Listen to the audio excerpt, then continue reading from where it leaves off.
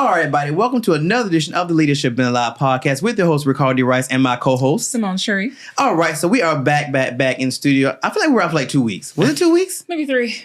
It could have been 3. Maybe 3. Was it 3? Yeah. Oh my God, I feel so horrible about that. But you know, life happens, and I'm a teacher, so I was just trying to live through the last of the Brock. And luckily, yesterday was the end. I am officially done until July. I cannot wait to hit the road.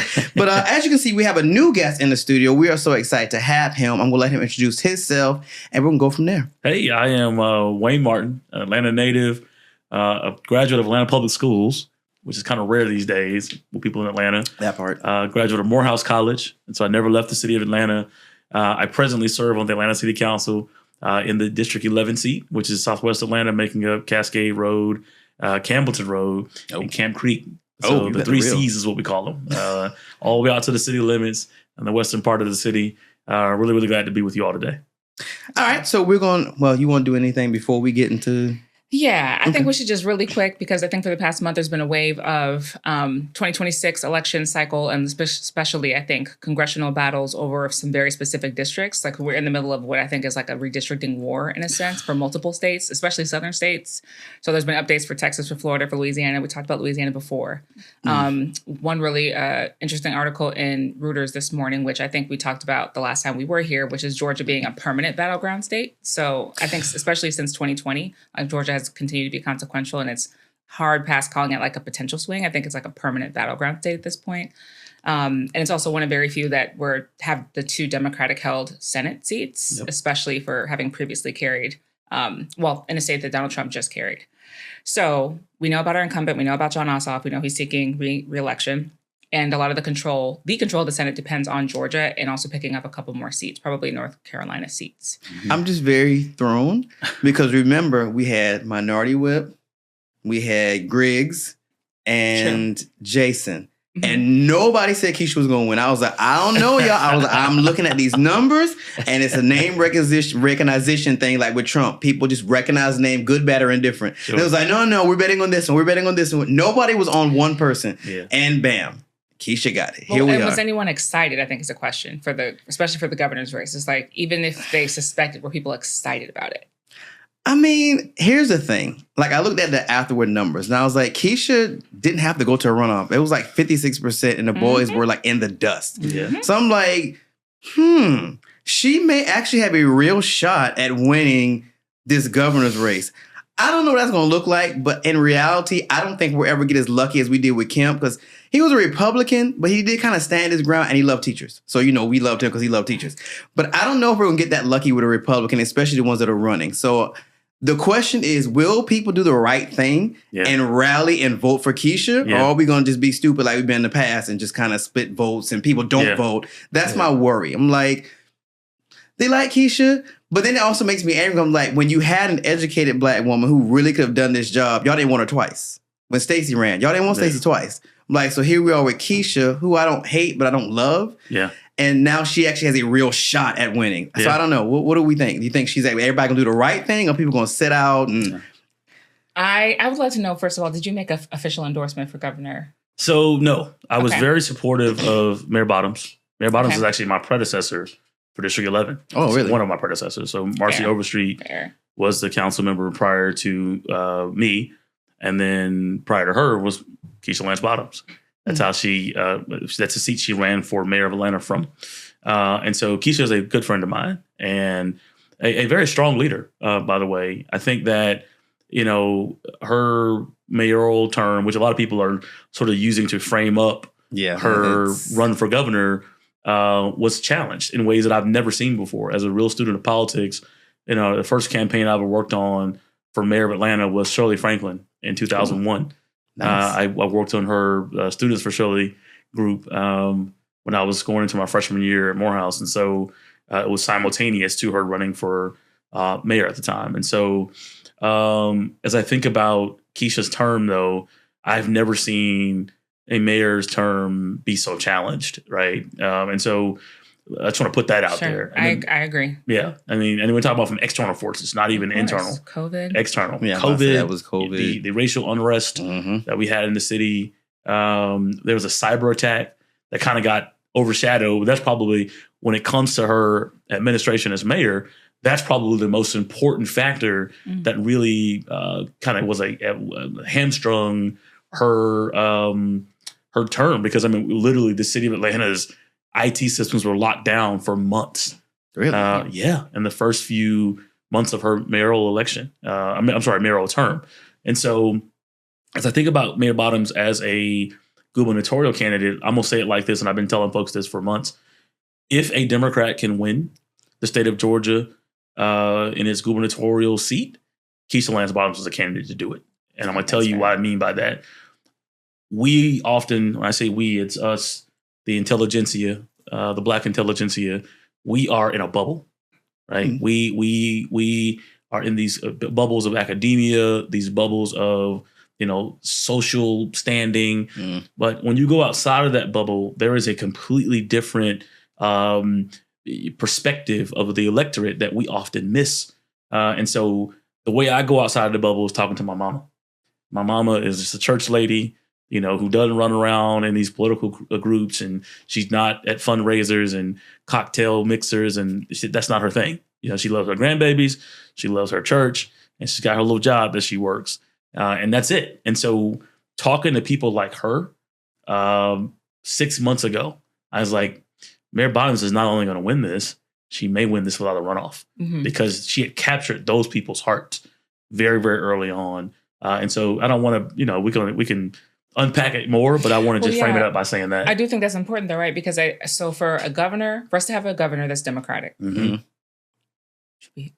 us to have Keisha, everyone has to be involved. Like we have to. So what I was reading is we're going to need like presidential election level turnout for the governor's race. And it will have to be, especially in the Atlanta metro area, lots of turnout, lots of Black turnout, Black suburban turnout, and all the, the Cobbs and Gwinnett's around the area. And then also, I think we need to keep up this, maybe even to benefit from the unrest between the gubernatorial candidates on the Republican side. Because I don't know this for sure, but I think that a lot of independents and non-Republicans voted in the Republican primary, as we discussed, as a strategy, and voted in a way to try to split Jones and Jackson's votes apart. They're going to a runoff in a couple weeks. So that's true. What bodes well for Democrats, though, is Democrats outvoted Republicans by 150,000 votes. Yeah, I saw that. I was like, and that's in a primary. That is unheard of. And I think there's a lot that goes into what happened. But folks are saying that, tried to say that, you had Republicans to cross over. No, you didn't, because they had four serious candidates. You got Raffensperger, you've got Carr, who are, establishment Republicans, as establishment as can be. Sure. You've got, all polling so low, which also says a lot, right? Yeah. You've got Burt Jones, who is full on MAGA, and also sort of in some degree an establishment Republican. Then you got Rick Jackson that just can print money. Right. Who's out of nowhere, which Republicans love those kinds of candidates. Of course. And so that's why he emerged victorious. This is $100 million fight, fighting each other for this seat, and now going to run off in a couple of weeks. And Jones did get the endorsement. Their attack ads are the most disgusting thing I've ever seen. We were talking about that. I haven't seen any of them, but I heard y'all talking about them. So I was like, I hope he does not make it in. They're horrible. How do you not see them? Do you not watch television? I think it's streaming. Streaming kind of picks. Lives, right? They even come into my stream. I never see Keisha. I saw one for Keisha the other day. I did see one. So she went on TV very late. Yeah, she had to. And she didn't have a whole lot of ad buys. Okay. And her strategy worked. It's. I don't want to spend too much time on that unless y'all want me to, but I can just tell you that if this thing can be won by a Democrat, she's the one to win it. Well, I think the key is to respin, like the elements that you put in place today, talking about it. I didn't know about the cyber attack thing. Sure. So I think reimagining who Keisha is and what she went through in that mayoral seat may help. So, if you can help with that, we might have to pull her on. Grab her book. I will. But if you could grab her book, Rough Side of the Mountain. My wife is reading it right now, and she uses the audio and the actual physical book. It really delves into the latter chapters, really delve into her mayoral term, and the thereafter when she went to the Biden administration. And so I would grab it, man. I mean, and I want to make sure that I say that there were a lot of great Democratic candidates. I appreciate what Stacey Abrams had done for Georgia and has done for Georgia over the years. She's my Spelman sister, just a wonderful, wonderful leader. As I think about my friend Jason Estevez, who was a great friend of That's mine. what they were banking on. Jason is a great guy. Would make a great governor. As I think about Mike Thurmond, these are individuals that I think have a great, story to tell. But KLB is what we call it for short. She captured the hearts of the people, many of which are outside of this political bubble. Clearly. And I need people to understand that, because Democrats miss that. Republicans understand the reason why MAGA is so strong is because it's a group that's out of the bubble. Yeah, they do that grassroots thing, like hit every spot, which I think that's what Griggs was saying that the first time around, that we don't go far enough out of the city. Everybody thinks about Atlanta or Metro Atlanta, and they don't think about Pooler and all this, because I forget that Georgia. Yeah, like places like that. It's like nobody thinks about those places. So shout out to her, because it was like 56%. It was not close. Yeah. I didn't expect her to win by that much, but I figured she might. But I didn't expect it to be like dusting the boys. She like dusted them in the back. I was like, Jesus. Okay. Yeah. And probably more Democrats, because I know myself and several others voted in the Republican primary. That's the one we chose, just to see what we could do between Burt and Jones and take some of those numbers down. Interesting. I knew you were going to do that. We discussed doing it. I thought you were going to do it. I thought about it, and I was like, interesting. So that was a good ploy. And just a couple of states I think we should talk about. Sure. So I think Alabama's the state where the courts have the most aggressively pushed back against some of these redistricting maps. Mm-hmm. So Alabama lawmakers adopted a map that completely diluted Black voting strength. And it was despite an earlier court ruling that required more Black representation. So a federal court blocked that map. They found intentional discrimination against Black voters. The panel of judges in particular does include some Republican ones, which is nice to see. Some of them were appointed by Trump, which is nice to see. So the state has appealed to the Supreme Court, but for right now it's blocked, which is helpful. And so if the lower court prevails, then Black people can continue to rely on what they have there. We also haven't talked about California, but California in particular adopted districts to flip some Republican-held seats. Mm-hmm. So Huntington Beach, which is a very wealthy area, has always been a very conservative area. They paired that with Long Beach, which is very liberal. That was beautiful. And California is now potentially up to five Democratic seats, which would be great. So I think that it brings me joy is seeing this new fight. Offense on occasion. Yeah, usually it's just like, well, y'all going to gerrymander. Oh, and it was like, no, you're going to gerrymander, we're going to gerrymander. I'm like, I love this for us. I love this for us. It's a real fight, a new fight, a resurgence in fighting. I love the way we're doing it. As a pragmatist in politics, what gives me joy is that it's making the case that we need to have nonpartisan. For sure, nonpartisan. It needs to be a nonpartisan approach to the drawing of our congressional maps nationwide. Mm-hmm. Because when you do it and take politics out of it, it brings out the fairest maps, and so. It's making the case for this. And so for me, I don't want to see us in this fight. When William, your student, my son is, 25 years old and we're still having the same crazy fight. That part. Because population shifts happen as we think about Florida and how it gets more and more conservative as Republicans out of the Northeast move, the snowbirds, move down south and they're making the state more and more conservative. We need to make sure that we have maps that are fair. Yeah, I think once you appeal to people's morality, then you have a chance, which I think I'm starting to see now. Even Republicans who are diehard MAGAs are just like, yeah, we've crossed some lines. Yeah. And we need to stop. We've crossed some lines. What's happening in Tennessee is abhorrent. Iran as well. Oh, sorry, go ahead. No, I was saying what's happening in Tennessee is abhorrent with their maps. It's just, the most populous area in the state, Nashville, African Americans, Nashville and Memphis. No congressional representation under their new maps. It is wild. How do you sit around? I guess for me, being older and knowing what this looks like, even though I wasn't in slavery, but knowing people and my grandparents, and I was like, I would never see this again. Mm-hmm. And to live to see this, it's just like, oh my God. And then to think about what they actually went through that was more physical than mental. I was like, I didn't think I thought all the biggest were dead. I'm not even gonna lie. I thought the biggest were dead. They were in hiding. And now that they have a leader, this whole MAGA movement, it's like, y'all are still alive and have been doing all kinds of stuff behind the scenes. Yeah. It's like they were ready for their moment. Mm-hmm. And Trump gave them the moment. And they're just like, oh no, we ready. We ready. I'm just glad that, we were able to transfer the thoughts and minds and the way they move to this new generation. So now we are willing to fight back and make things happen. So absolutely, very excited about that. Very happy about that. But this is definitely the most I've been vested. I like politics, but this is the most I've been vested in like what's really happening because it's blatant. It's not even hidden anymore. It's just blatant. Yeah. So this is very scary, but thank God there are people still on the battlefield making things happen. Indeed. And then representing districts and stuff. Indeed. For sure. You good? Yeah, I think we can move on.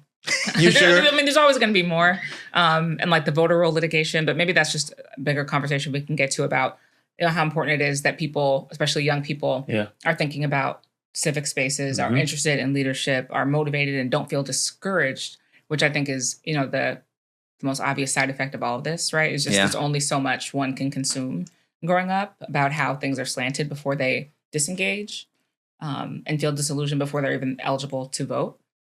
So I hope that that's something we can also, talk a lot about, and that maybe some Democratic gains, especially a governor whose name is Keisha, almost like, a president whose name was Obama when I was in college, was such a galvanizing thing for a young person. Yeah. I mean, she needs to rock with that. I have a governor named Keisha. Just rock with that. You have a governor named Keisha. Yeah. And just let it be a thing. Catch on, create some dances to it on TikTok. That'll really create some dances to them. I have to fight the kids at school about that. She has teenage kids. If they're not already there. Yeah. Her daughter Lincoln is all about the TikTok dances. So They say I have to fight the kids throughout the day. It's like, why do you even have anything to even do this? And they're just practicing at recess. And I'm just like, oh my God, they're so vested in this TikTok thing. It's too vested.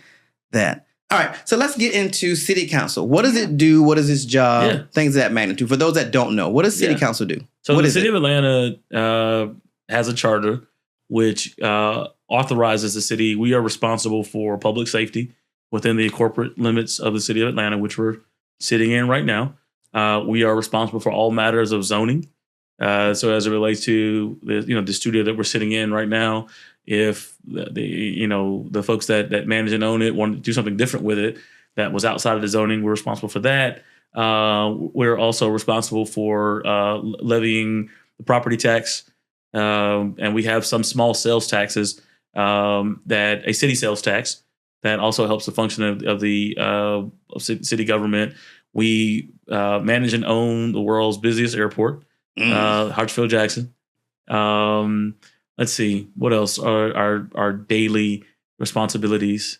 It's mainly around public safety and the levying of the property taxes. What are you focused on the most for city your district? Services. Like just for District 11, like what are your major areas of focus? Like because this is your first term. Like just got in January? I just was sworn in January 5th. So actually, I'm gonna piggyback on that. Yeah. What were your thoughts going in? Yeah, like you ran for this because So my why is I grew up in the district. So I'm an APS alum. I graduated from Thurl High School, which is the only high school in District 11. Folks think Mays is in District 11, but it's not. It's in District 10. Shout out to my colleague Andrea Boone. But I graduated there and grew up mostly off of Campbellton Road, which is in the heart of the district. And now I live off Cascade Road. And so as we think about the differences between Cascade and Campbellton, it's like a tale of two districts separated by a quarter mile. I must say they're not far. In some areas. And so to give you some context, there are 3 grocery stores in the Cascade part, near the Cascade part of my district. Ironically, it sits in the city of South Fulton. All 3 of those grocery stores are in the city of South Fulton, but they're off of Cascade, which is the way the lines are drawn. It's like Atlanta, city, South Fulton, Atlanta, South Fulton. It's weird. Yeah. But there's no grocery store in Campbellton, though. Not one. Well, let me ask a question. What are the 3 grocery stores?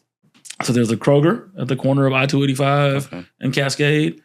There's a Walmart on the other side of I-285 and Cascade. And then there's a Publix. I was waiting to see there was a Publix. You got a Publix, and you doing a little something if you got a Publix. There's a Publix at the corner of Fairburn Road and Cascade Road. Now, none of those are in the city of South Fulton. I mean, in the city of Atlanta. They're in the city of South Fulton, but Atlanta is around it. It's just the way the boundary's drawn. It's just weird. And it's all Atlanta people that drive the sales in those stores. It's in the wealthier part of my district. Campbellton Road has not one grocery store in its entirety. It's about a 6 or 7 mile stretch of road that runs from Lee Street, near kind of in the West End, Oakland City area, all the way out to the city limits of Atlanta. And there is no grocery store at all. So let me ask this. Are they full of Family Dollars and Dollar Generals? Of course they are. And so that's why, that's my why. That kind of sums up the why. It is to revitalize Campbellton Road and to make it a place that is livable for families. Because in addition to it being a food desert, there is also a strand of apartment complexes where thousands of families live and senior citizens live in these apartments. And so for me, being someone that grew up in the Campbellton part of the district and attended high school, graduated high school, but now raising my family in the Cascade part of the district, which is, again, not far away from each other. Literally. I did not feel good going to sleep at night knowing that my neighbors just to the south of me had these huge voids in livability. And so that was my why. And so now it coincides with Mayor Dickens. I'm not sure if you all have heard of his neighborhood reinvestment initiative. We had, what was her name? Sustainability officer. Yeah, the sustainability officer. She was telling us that the initiative was markets and stuff. Yeah. Chandra, I can't remember her name. Yeah. She was just here when the season started. So she was telling us all about his agenda. Yep. So I guess my other question is, because there's two things I've discovered dictate how fruitful areas are. Mm-hmm. Grocery stores and access to healthcare. Mm-hmm. What does that look like? The hospitals, emergencies, it's also a healthcare desert. And so my last job before I ran for the seat I was VP of Government Affairs for Morehouse School of Medicine. Oh, nice. And so one of the big initiatives that falls under the Neighborhood Reinvestment Initiative, which is why I'm in full vocal support of the mayor on this initiative, is a new hospital on the south side. And that hospital will also serve as a hub, but the spokes that will go out, there'll be 4 or 5 neighborhood clinics, right? That will, some will be as much as urgent care centers, some will be just smaller clinics. But the one I want to bring to my district, I want it to be a full-fledged, what we call an ambulatory center, which is an area you can walk in on your own and walk out for urgent care matters. And so we're trying to address all of that. And so I've told the mayor very early on, and I remained in it, at his side, shoulder to shoulder, that I support the Neighborhood Reinvestment Initiative, that I'm a yes vote now, so that we can get these things done. So what is, because I know you guys, city council also controls the budget, right? Yes. So how does this start? Do you have to allot that money, attract the healthcare people, and then kind of get a bit? What does that process look like? So the Neighborhood Reinvestment Initiative is largely going to be funded by tax allocation districts. And so to give you an example of a tax allocation district, the 2 biggest examples is probably the Beltline and Atlantic Station. Well, one that's low key, that doesn't get a lot of attention, that actually did exactly what a TAD's supposed to do. TAD, T-A-D, Tax Allocation District. We're not going to leave acronyms out there undefined. I know. Good job. Good job. Is the Princeton Lakes TAD. So if you ever go to the Camp Creek Marketplace for anything, there's everything out there. Everything healthcare is out there. There's a Piedmont, I believe, healthcare, urgent care out there. Grady has a facility out there. You've got grocery stores. You've got a Publix and a Target that's full service grocery. You've got restaurants and all these amenities. And then you've got a bunch of housing in the Princeton Lakes subdivision. Everything from large luxury estate homes to apartments. And it was all done with a TAD, a tax allocation district. And so Campbellton Road is a tax allocation district. Oh. There's a boundary that 20 years ago, they drew a line around certain parts of Campbellton Road. For a time period, all the tax dollars above that rate that it was when the line was drawn go into a special coffer to reinvest into economic development and community development projects. And so that's how we're going to fund these initiatives. So I am getting a grocery store. The city of Atlanta launched a model last year with the Azalea Fresh Markets. So Azalea Fresh has a store that is downtown at the corner of Peachtree and Decatur Street. That was the first one, municipally owned, but operated by a private grocery operator. The same was coming to Campbellton Road finally. Thank God. We're going to eliminate that part of Campbellton's food desert. If you go further down, we still need to have another store there. We're working on that. And so that was supported by the Campbellton TAD. We took $5 million, and then the city of Atlanta has some nutrition grocery dollars that we also put there. So the total investment has been about $12 million to renovate this store, make it state-of-the-art, to eliminate the food desert that's in the central part of Campbellton Road. That's the same thing we plan to do with healthcare. So like say, for example, a healthcare provider wants to come to the area. They're like, it's going to be hard. It's a neighborhood that is low income, so you don't have ratepayers that can pay, that can help to fund the services. And so the city may say, let us take on some of the burden, right? It could be that you need infrastructure.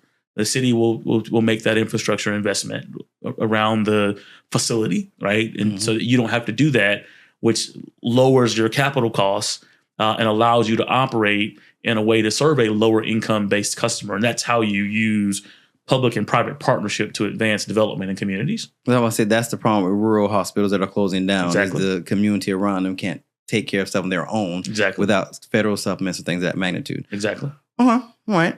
So being in, what have been some of the challenges that you've already seen? Yeah. Because like I said, you're new to this, but what have you seen out the gate? What did you walk into? I'll tell you, man, it's these areas that have been long neglected, right? And so when you begin to peel back the layers of the onion, you're like, all right, we're trying to attract investment, but when a site is surrounded by blighted properties that aren't being taken care of, the owners are absentee, you can't find them. You can find them, FINE them, but if you can't FIND them, find them, it's kind of futile. Yeah, it's kind of futile. And so figuring out how to get them in the process there are a couple of processes that we can use legally to demolish those properties, to take them. They just take so long. And so that's been a part of the challenge. But I get up every day motivated to get it done, no matter how long it takes, no matter how hard the fight is. The people that live in those communities are worth it, and we're going to stay in the fight. So there are other ways to get around, like finding the owners of these properties, or is just there's some ways around it till we get them? There's some ways around it. Some legal process. They still have time attached to them. Georgia is a strong property rights state, where it can be very difficult to take people's property, but there are ways to get around it, and we're pushing on those ways. Okay. I have a question about some of the reinvestment. So. And just maybe this has helped me just better understand TADS in general. But for the entire plan, how much of this is maybe new property taxes, or maybe even I should say Atlantans investing in Atlanta versus businesses and corporations and like those entities? How much would you say is backed by businesses? Or because I know that a lot of this is to generate funding for the economy. I don't know how much businesses are having to invest in NRI? So that's a great question. I'll speak to the Campbellton TAD. The Campbellton TAD is mostly funded by commercial property tax increases, increments, excuse me. The majority of Campbellton Road, the corridor is commercially owned property. Even the housing, even those housing, they are residential multifamily. So it's still a corporation that owns the apartment complex. Okay. And so even that's not a individual homeowner trying to carry the burden of investing in a TAD. And they're usually kind of purposely drawn that way, right? And so in this case, you've got the old Fort McPherson site, for example, which is in the Campbellton Road TAD. That used to be a publicly owned site that did not pay property taxes. Like churches don't pay property taxes, schools don't pay property taxes. Now that it is now owned by Tyler Perry, and I think the other part has gone to TD Jakes. He has an investment group that is involved in it. I'm not sure if they fully closed on it yet, but it's privately held now, so they pay property taxes now. And then the other commercial property owners along the Campbellton corridor are also doing the same. There are very few individually owned houses along the Campbellton Road TAD, which is the same. The same is true. And so part of the mayor's other funding mechanisms are to create special services districts, SSDs. I see I define my acronym again. Thank you. Where it's a special tax on commercial property owners, again, to go back into the city's coffers that allow you to take those dollars and also reinvest them into economic and neighborhood development. You said that you're supporting this 100%. But what are some of the challenges? What or who? Are some of the challenges? That's a great question. Some of the challenges are Atlanta's. So there are three entities that receive property taxes from Atlanta property owners, but they be commercial or residential. That is the Atlanta Public School System, which gets 50% of it. Fulton County gets 25. City of Atlanta gets 25. And so those other two entities also. We really need them to also buy into the Neighborhood Reinvestment Act. And you're like, why would they? Well, the reason is because the city of Atlanta is trying to drive economic development for families and children. Children that attend Atlanta public schools. Atlanta public schools budget has doubled over the last 10 years, by the way. Right? I love Ricardo's look. These things are very fascinating to me. It's doubled over the last 10 years, but we still haven't seen the kinds of academic gains that you would expect to see from that kind of financial investment. And it's no slight on our teachers. It's no slight on those. I don't think it's a slight on our school board members and the superintendent. Our neighborhoods have issues that go beyond the classroom. If you're in a school, if a child's attending a school and they live in a community that school serves, and there's no grocery store, and they're going home hungry every night and waking up hungry, and they're listening into gunshots and all these crazy things that are happening that disturb the student and the student's environment at home, and they're bringing that trauma into the school. It's going to be hard to teach through all of that. Yeah, but I guess why would they oppose it, or like what are their concerns? So the concern is that increment that gets frozen, it goes to Invest Atlanta for us to do these projects. Well, they're like, we could be using that money to put it back into the schools. Oh, wow. But as I just stated, APS's budget has doubled over the last 10 years, and we're still seeing the same or similar outcomes. Now, the graduation rate is way up, but when you go down into the lower levels of these schools, our third grade reading scores are still abysmal on the South Side. And I can go on and on. And again, this is no slight to my colleagues and my friends that are on the APS board and the superintendent, Dr. Johnson, who's an amazing individual. It is just a matter of we've got larger issues that go beyond the classroom. And some of these things are very difficult to teach through. So I guess my question in that is, when they look at the requests they're making for these doubled budgets, what are they requesting? Is it like, it's not books or anything, because we typically don't use books like that. So what are we talking about? The outside service is like somebody to be over the community outreach aspect. Because I know we have that. We have a person that supposed to be dealing with the kids, but I discovered from spending time with her, you spend more time with the adults, getting the kids to school, housing, things of that magnitude. So what are we looking at? I mean, it could be a number of things. It could be curriculum changes. You know, you got these private sort of curriculum based systems that individual schools can purchase. Some of our schools on the north side, they're able to do that. They're able to go out and hire, if you need additional teaching support, they have foundations that support that. Those kinds of things on the north side. And I'm not knocking that. I got friends, black friends who live on the north side and their kids go to public schools on the north side. The south side doesn't have a foundation in many instances that's supporting the schools. And so that's what they're saying, that we get, if that tax increment goes to the city for development, we lose the ability to invest in those kinds of things. And the city's like, yeah, we hear you, but there's also a case to be made around the communities that you can't do as a school district that we can do as a city to help our students advance as well. I'm wondering how you balance services and just revitalization in terms of neighborhood blight, maybe things that are related to helping businesses to come in, but how much goes immediately into like services? Like how do you kind of weigh what comes first, what comes second? Sure. Do you think about short-term, like immediate access to healthcare and support for people in some way, or immediate access to like a housing voucher? Or do you just think, or do you focus on, how do we build more housing, which is longer term, may not address today's, unhoused or close to being unhoused population? Sure. I think it's a balanced approach, right? And that's the conundrum of being a city, a Democratic city sitting in the middle of a very Republican state. You have to figure out how to do a whole lot of things, with limited resources and with limited ability, right? The city of Atlanta can't impose rent control because the state of Georgia has what we call preempted it. The city of Atlanta cannot tax people for that work in the city but don't live in the city. So you have Atlanta is by day, 2-3 million people city, but by night it's a 400,000, 500,000 person or individual city. And so there are cities that that's huge tax. To think about. We can payroll tax you if you don't live in the city, because you're coming in, you're driving on our roads. If you get into an accident, you got to go to our hospital. You are all the things, taking all kinds of services out, but not putting anything in, right? And so other cities at north can do that. Atlanta cannot. And so it's that balanced approach that we try to take, where we're like, all right, Let's figure out how to keep neighborhoods safe. Let's figure out how to keep neighborhoods clean. And to your point, Simone, also figuring out how to house the unhoused and how to serve those that are housed that need services beyond just a roof over their head. Yeah. Yeah. Any conversations around safety, public safety for your district, or that have been a part of recent conversations? I feel like we were talking a lot more about public safety. Yeah.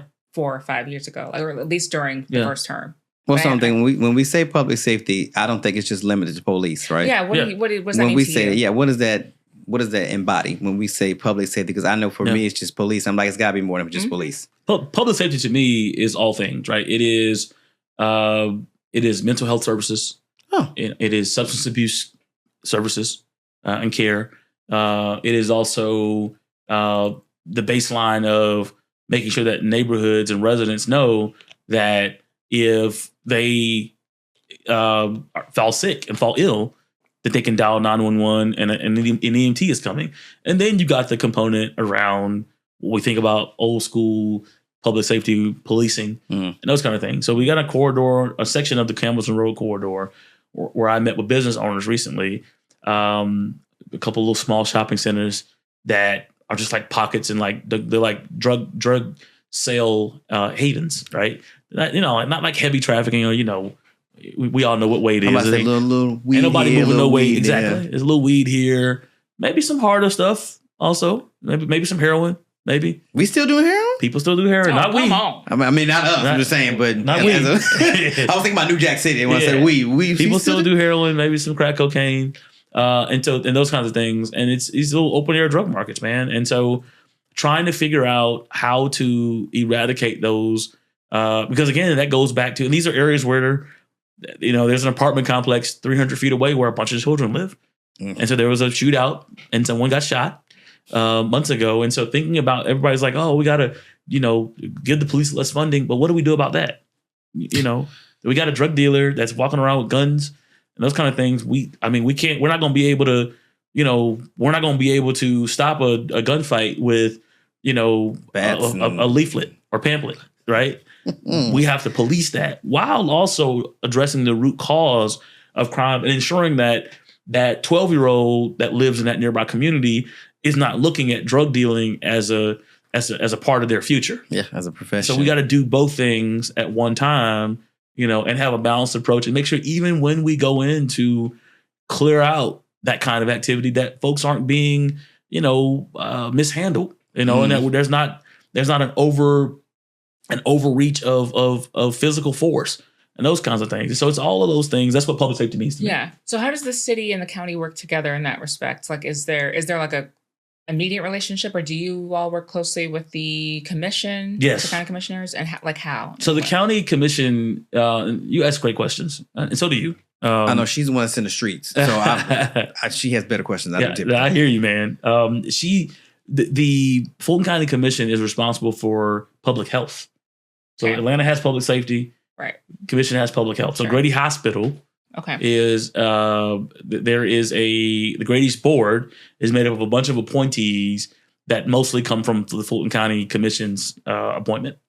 And so all the Grady Healthcare little clinics around the city that you see and around the county, they even do when it comes to food safety. So when you go in and see the food inspectors that come into restaurants, all of that's done by the county at the county level. And so we work with them on a number of initiatives around mental health, behavioral health, and public health. And so we do lean in together, but the city of Atlanta has to go kind of above and beyond because the Fulton County Commission also operates and owns the jail, and the sheriff operates it. And so the county jail. Yeah. Yeah.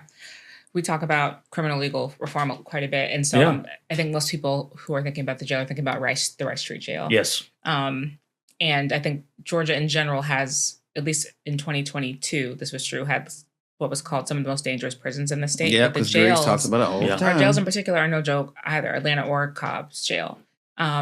So for families who may be, sort of caught up in that cycle, like kind of what you're talking about, what are some of our causes and precursors? Like, what about the population that may be coming back from jail? Yeah.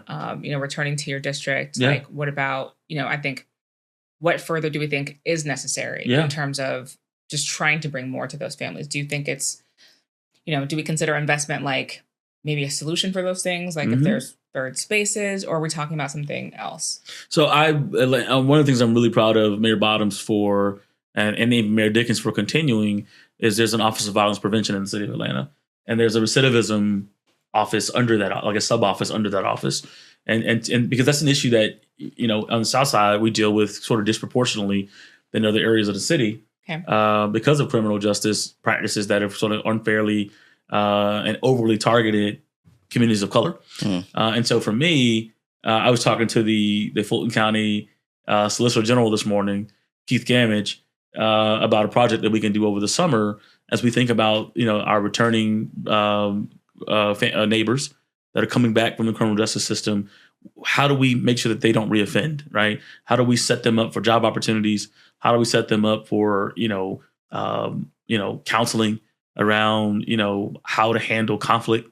Some people are just in jail because they won't stop fighting. That part. They're just in public fighting and you get arrested for it. Yeah, they don't know how to walk away. Exactly. They got to be in it. Yeah, exactly. And so those are things that we're thinking about this summer, talking to not just our returning neighbors, but also young people in the community to keep them out of the criminal justice system for fighting and not being able to handle conflict resolution. What's funny you brought that, because I was thinking about David Wintershire that does recidivism. Yeah. And I was thinking, like, what does this look like now with the economy being the way it is? It's like you really may not be able to find a job when you get out and get back into it. So it's like, what are the alternatives? Yeah, and the defunding of things like Job Corps and other sorts of but also the Fulton County Sheriff was in the news just this week because they were stating they wanted to do something about the jail overcrowding, and we're going to stop making certain types of arrests, certain types of misdemeanor arrests. I think about this when I went to traffic court 2 years ago in the city of Atlanta, and I saw all those. No. Okay. No, I'm not going to say what I was doing because I pled no contest. Yeah, but, she's a very interesting creature. The signs which say the busiest municipal court in the country. Yeah. Stunned me. Yeah. Because it was read as though that was some sort of a compliment. And to me, that reads as, how much revenue is this court generating and why? Mind you, I do think our drivers, something needs to be done. I think something needs to be done. But that's not a great thing. Yeah. Well, I won't say it's not a great thing. Just to have the busiest municipal court? We're not the biggest city? Well, you got to think. What did I just show you? Those numbers. Yeah. The city quadruples in size overnight. So a number of people that come through our court system don't live in the city of Atlanta. And they're getting stopped for traffic violations, speeding, and all kinds of things that happen. Cell phones in hand. Things that make our city unsafe, but they don't live here, though. I saw somebody doing it yesterday. They were literally driving on their phone. I was like, constantly. These cars have Bluetooth most of the time. Why are you on your actual phone? So that's not a state law.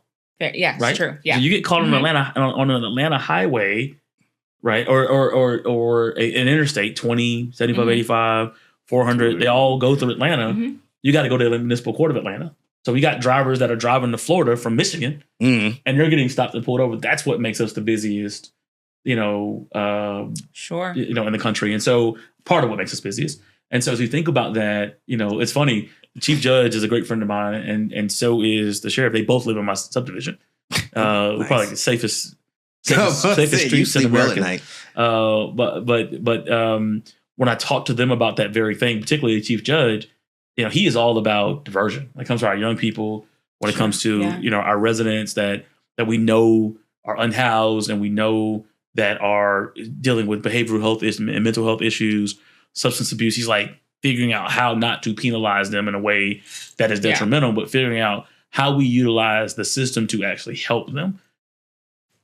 A soccer mom from Tennessee who's speeding down to a tournament in Florida, you're gonna get this ticket. That's just the bottom line. And she ain't even coming to court. She got a lawyer that's gonna pay that. For sure. They're gonna plead out and they're gonna be done with that.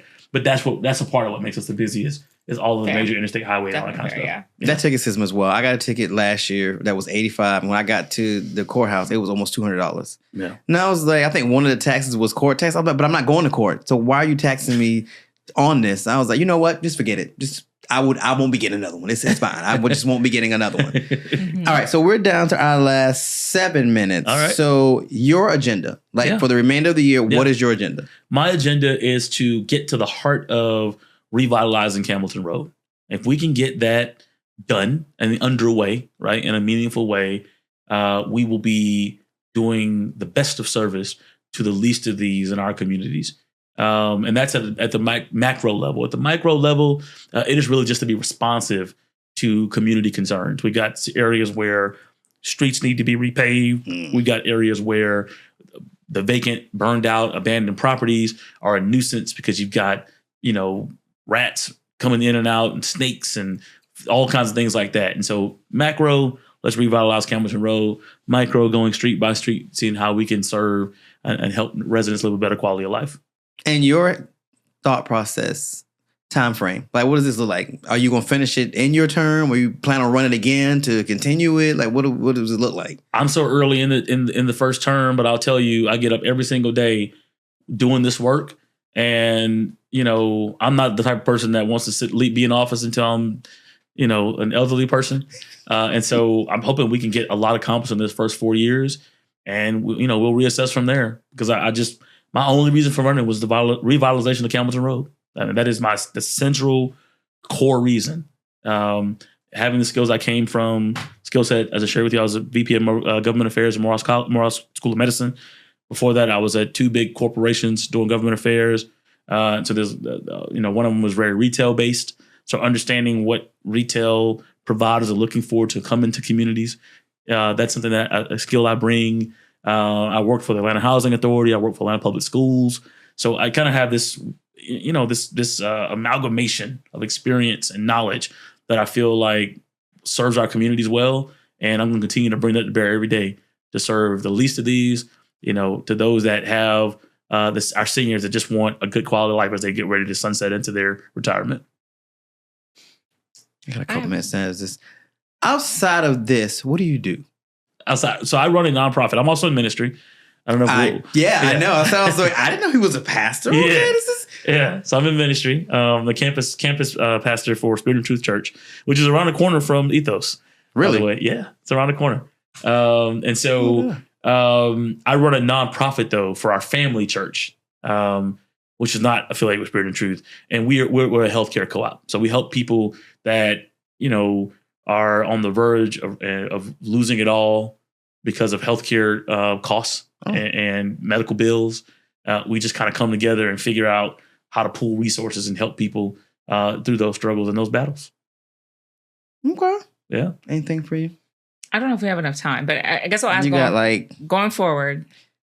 One of the biggest things that Georgia has become, I think, a hotbed for are data centers. Yeah. So just as I know we're only a few months in, right, to to your leadership, but I am curious if you imagine some of the news that's happened for like South Fulton and Coweta County and Henry County communities pushing back against possible data centers. But the projects and how they're pitched right is like, there will be tax revenue, there'll be growth. Would you think any of these things could serve your district? Do you have an opinion on data centers? So all data centers are not created equal. I think I want to be an honest broker in that you have these horrible examples of data centers that suck power, water, all those things. All data centers are not that. I'm not looking for data centers to come to District 11.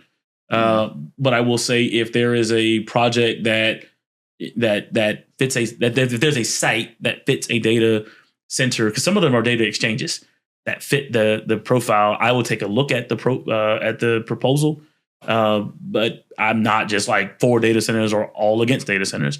I just want to take them. I'm not really a fan of folks that, particularly those that are in leadership that know better, that know the things that I just shared with you, and they don't tell the truth about them because it's kind of an easy hotbed issue to jump on. Data centers have created innovative ways of water usage, data exchanges particularly. They've also, some of them use less power than schools and things like that. And so you do have the bad actors out there now. You do. I'm not trying to discount that. The point I'm making is there are situations where data centers and data exchanges make sense, and there are others that they do not. Does size matter? Like size does matter. Size and infrastructure does matter when it comes to a data center. I went down to the Georgia Municipal Association, which is training for all the city leaders all over the state, and there are parts of South Georgia that they need a data center in their area because they don't have any other tax revenue to fund their schools. And so even in that, I'm like, all right, well, what are you all doing to protect the power usage and the water? And they're like, They truck their own water in. It's in a closed loop system. They never hook up to city water. They fill up the water like we do our the systems in our cars, and it runs on that, and it never stops. And it's not even water we can pull out of the ground because it's treated with a chemical. So I'm like, I didn't know that. They were like, yeah, that's the truth that people don't often tell you because there are some bad actors out there, and people jump on that. Thank you. I appreciate that. Sure. So I could be remiss not to talk about it. So no, I appreciate it. You had a good response. Final thoughts. Final thoughts.